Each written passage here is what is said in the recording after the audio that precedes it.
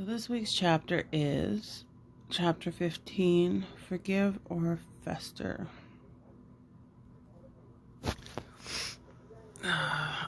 So I'm doing this week's from my bed.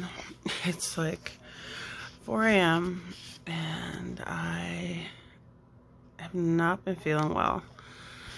I've had some ongoing dental issues, and now I got like an infection, and you can't really see it because I have a naturally curvy face. But I'm all swollen, and yeah, so it's just like another thing that's been popping up, and I've been up since like 2 a.m. just because, the pain was annoying enough that I couldn't sleep, but not annoying enough that I was in an extreme amount of distress. So, yeah, just very annoying. So, this week's chapter is, I don't know, one of the more touchier chapters for me. And, because it makes me like reflect on those times and people where I've had to forgive them. And I'm always scared to reflect on stuff like that because there's this fear that maybe I haven't moved on as much as I thought, and it's going to take me back to a dark place. So that was definitely something that was in my mind when I started reading this chapter and realized what exactly it was about. So it says, the moment you decide to forgive and let your negative feelings melt away, you are on the road to freedom. And holding on to resentment is like taking poison and waiting for your enemies to die. Another part here says, forgiving isn't about being nice to the other person, it's about being nice to yourself. So when I talk about those things, when people ask me how I can, forgive people in my life for doing horrible things, weird shadows, and don't understand how I can do that. And it's I always tell them it's not for their benefit, it's for my benefit. So, me forgiving somebody probably doesn't mean anything to them if they have treated me wrong or have been negative to me. You know what I mean? Like, they're not seeking my forgiveness. And probably the hardest thing to do is to forgive somebody who doesn't recognize that they've done something wrong. So this goes into like steps and ways that we can do that. So first one is find compassion. I think that is kind of hard for other people to do, is just kind of step back and be objective and look past your hurt and anger and objectively look at the other person and basically put yourself in their shoes. And it's something that's so hard to do, especially when you're in the moment or like something horrible has just happened. Like, it's hard to stop and react from a logical standpoint instead of an emotional standpoint, because that's human nature, right? We're all humans, and this is basically how we're designed to survive in this world. So one of the things it says is that picturing that they are a child, and thinking about why a child would be reacting in the manner that this adult is reacting. Are they reacting out of fear? Are they reacting out of anger? Like, why would somebody react like this? And, you know, sometimes it's hard to really even figure out why somebody would react like that, especially if you're not that kind of person. And you can't understand why, you know. So I do understand that. That one's a hard one.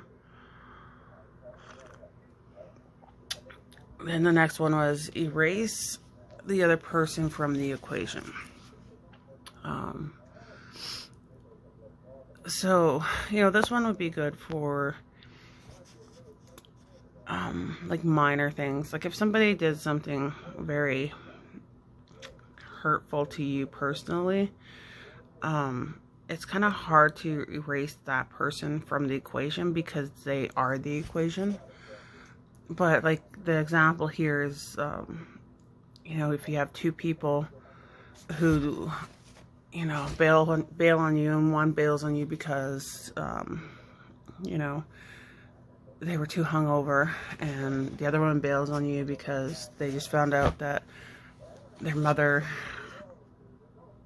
had passed away or whatever. Yeah, so then they had to race to the airport and forgot to call you. So there's two different ways that you would probably react to each of these people. And with that example, it's showing you that you have a choice on how you react. So instead of reacting to a situation emotionally, basically, because, you know, in the one circumstance you are angry, probably, or upset because you feel that, you know, the person who ditched because they're hungover is being rude or disrespectful, or they don't value you. And in the other, you're reacting from compassion, because this person just had a huge loss in their life. You know, both reactions are emotional reactions. So then it's just saying that you have a choice on how you react. So if you take those two people out of the situation and just focus on the actual situation. Like another example is, you know, if an empty boat pulls up and it scratches your boat and there's nobody there to get angry at, what are you going to do? You're just going to deal with the situation and move on, right?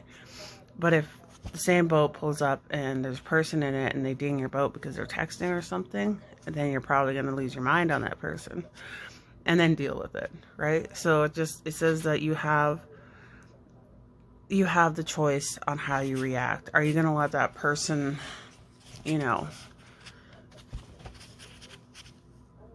dictate how you react to it, or are you going to take control and decide how you're going to react to it? And then decide you'd rather be happy than right. I like being right, though. Sometimes the road to freedom lies in deciding you'd rather be happy than right. So I say that I like to be right, but honestly, I don't mind if I'm wrong. If I'm wrong about something and I learn something new, it doesn't bother me. If I, you know, say I say a flower is yellow, and then somebody comes to me and like shows me, no, this flower is black or red or whatever, and it'd be like, I don't know, it doesn't bother me to be wrong, because if I take the effort to like put it out there and then somebody takes the effort to correct me, then maybe I learned something. You know what? Like, I don't know how to explain it. It's weird. But I've never had an issue with being wrong. I will say what I think, and if I'm unsure or I just don't know, then I have no problem telling people I don't know. And because I really feel like if you are always in the position where you feel that you're right, or you always want people to feel that you're right, then you close yourself off to learning. And when you close yourself off to learning, then you close yourself off to growth as a human. Does that make any sense? I have no idea. I'm so tired. Look at it from all angles. So yeah, looking at stuff from all angles.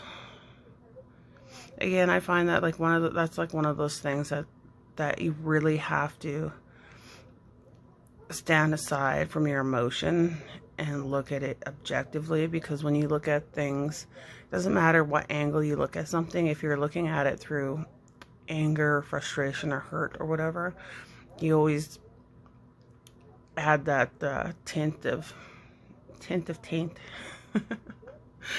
And I think that's like once you can figure out how to set that aside and look at something objectively, I think that's when you really start to get a lot of insight on why people act the way that they're acting, or why situations end up the way that they end up. Have a total shit fit. So, if it comes down to it and you just need to, take that time to lose your mind, it says do it. But do it outside of the situation. Take yourself to the side. Give yourself time out. Lose your shit. And then come back and join the game again. Basically. Treat yourself like a toddler.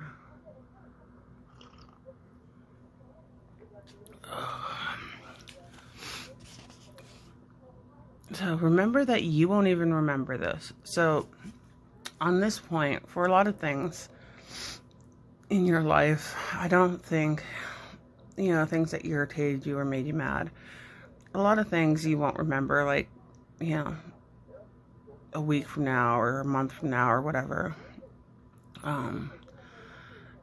But for the big things, you're definitely going to remember. So I think a lot of this stuff is great for, minor day-to-day things and how we interact with people. But they're not, they're good stepping stones for dealing with like major traumas caused by other people. And so this one I feel is a great one for those minor ones, where when you're in a situation and, say you're at like the grocery store and somebody like cuts in line or something, and you have a choice whether or not you're going to get angry, or if you're just going to let it go, or if you're going to say something or what, you know what I mean? In that situation, like, are you going to remember that guy cut you off a week from now, a month from now? Are you going to remember what it looks like? Are you going to remember why it made you so angry that day? Probably not. So would it make sense to make a big deal out of it at that time? Probably not. Yeah. Probably just be easier to be like whatever and move on and not let it affect your day. It says, when it comes to forgiveness, what you actually have to do is not hurt. Oh, it's not hard. It's like quitting smoking. You actually do less than you do when you smoke. You don't have to go to the store to buy cigarettes. You don't have to open the pack. You don't have to light it up, buy an ashtray, etc. All you have to do is stop. All the work is in letting go of your self-created attachment to cigarettes. Oh, excuse me. Same with forgiveness. All you have to do is let go of your self-created attachment to the other person or belief. So basically, yeah, same thing as that situation. You could decide to hold on to the situation and react negatively to it, or you can decide to just, let it go. Walk away. Or not walk away, because you're in the line, so just stay in the line and, pay for your stuff.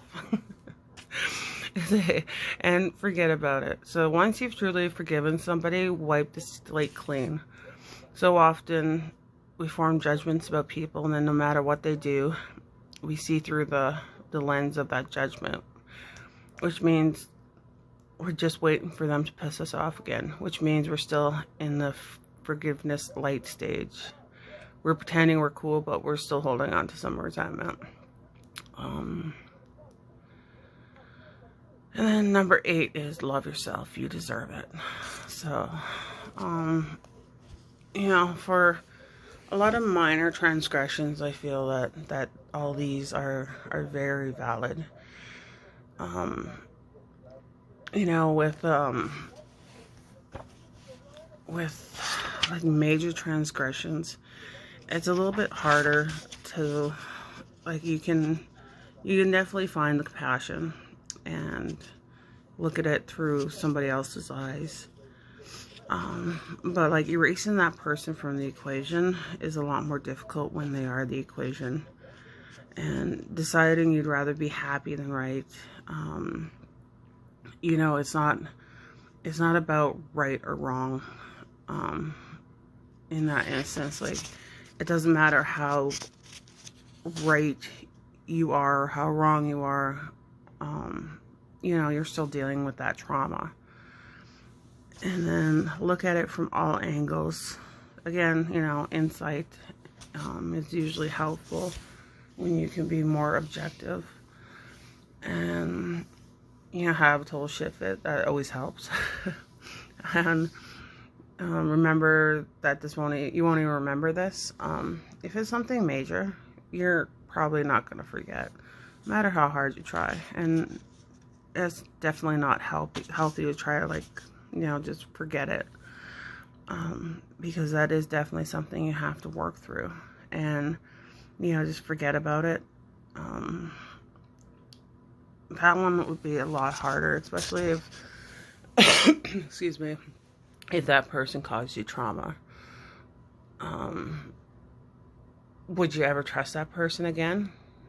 No, you wouldn't. You would always have that, it would always be jaded with that, that light.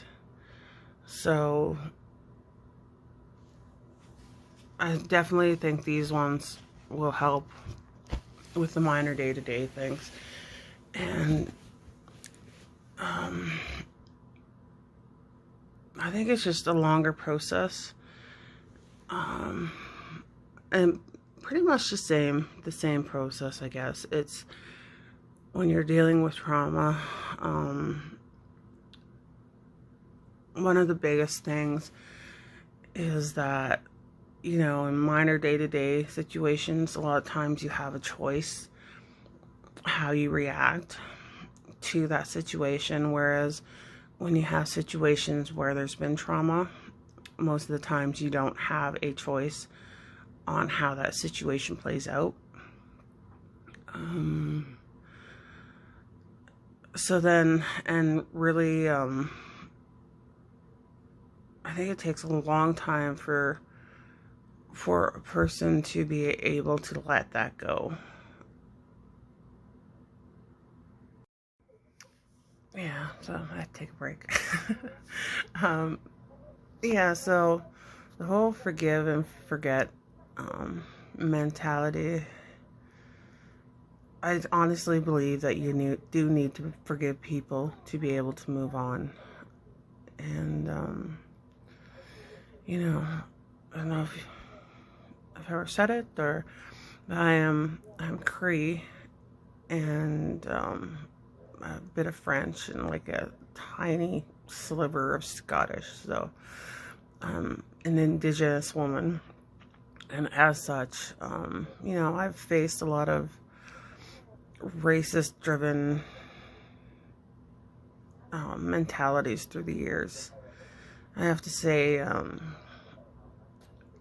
know, where I live now is probably like the least amount of that I've ever faced. So, you know, it's a good place. But I never really understood, I guess, or I never really realized how many things I faced in my younger days until I traveled to Europe. And I was put in a situation where I went through a whole day, well, actually, like a couple weeks, without any sort of preconceptions of my nationality. Well, there was there were some, because you're speaking English and people always wonder where you're from, but it was a very odd feeling. And I had quite a few situations where um, people would approach me and ask me, if I was Cherokee, or like some derogatory um, term. And I could feel myself bracing for the conversation, or what actions were going to come out of this. And it would have been very easily for me to react angry or negative to those situations. Like, very easily. But there's always something I remember my uncle always told me, was that um, educate, not hate. So when you're put in those situations where you feel somebody is coming at you from an ignorant point of view, if it is at all possible, take the time to educate them instead of getting angry and reacting to it emotionally. And it turned out that, these people weren't saying these things because they wanted to hurt my feelings or they were hateful. It was just because there was very limited information for them. And the information that they did have were mostly from like movies and stuff like that, like old movies. And so it was very easy to understand from their point of view. Like when you pointed out that, well, you probably shouldn't call somebody that because it's very disrespectful. And and they were very apologetic. I think they were like taken back because they didn't even realize it. And then after that point, like, it ended up being very good interactions, because they learned about me and my culture, and I learned about them and their culture, and it was a very positive experience. Had I reacted to that situation in a negative way, what would they be taking away from that? Like, they're already in a position where they have limited exposure, and now they've just dealt with somebody who was very negative and not nice. So they're going to take away negative from that situation, and then that's just going to perpetuate. So in those situations, it's very easy to, well, I find it very easy just to step back and not let my emotion take over.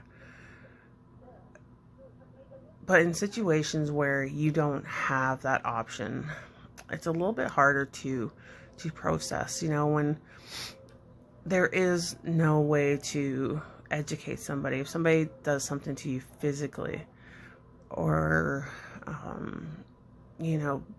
creates a situation where it puts your well-being in danger, and there's no course for education, or even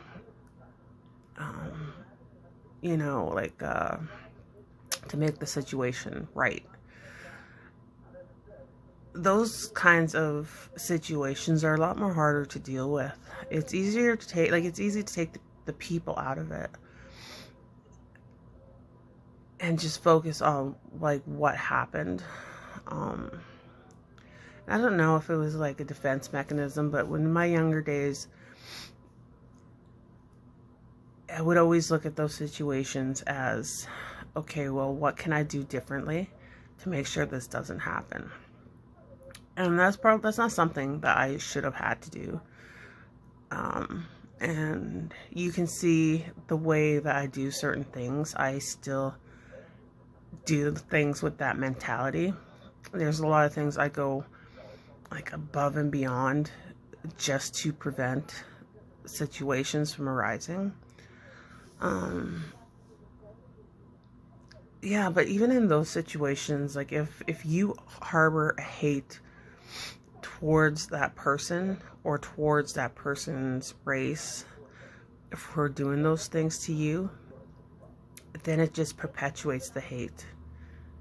And the next time you're in a situation where perhaps you could have educated, then you just react instinctively from that hate, and it just perpetuates the situation and perpetuates the situation. Are those situations I'm ever going to forget? No. Are those people I'm going to forget? Yeah. You know what? They mean nothing to me. And they don't have any control over how I interact in this world. Um, another thing is with I think I've mentioned it like multiple times with my anxiety. And that was caused from 3 specific incidents that like blaringly stand out. There was a whole bunch of like minor things. And so in that situation, like, it's hard for me to take the other person out of the situation because they were the cause of the situation. And it took me a really long time to be able to get to the point where I could even tolerate being in the same room as that person. And, a lot of people would be like, why would you even put yourself in that situation? And it is because, we have children together. So, it was important to me that my children have that interaction because, he had taken a lot of steps in his life to make himself a better person. And my emotional side really would just like to be like, F you.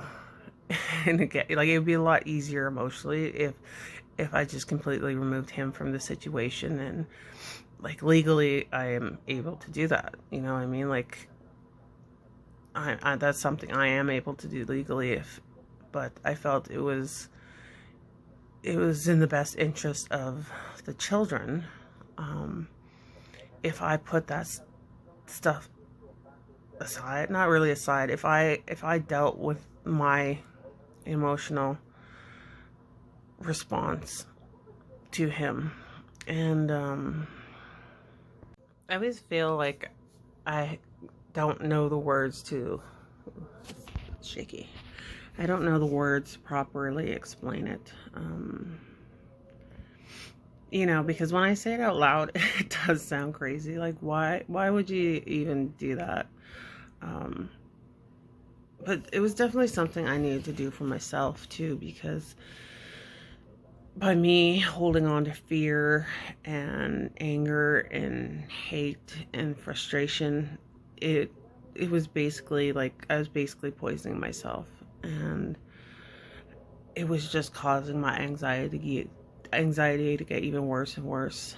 And it's not to say that I've completely like worked through that situations. Like, I still have a lot of triggers, and like when my anxiety is really bad, I get really frustrated, and it's easy for me to direct that frustration towards him as a person instead of towards my anxiety and working through my frustration with my anxiety.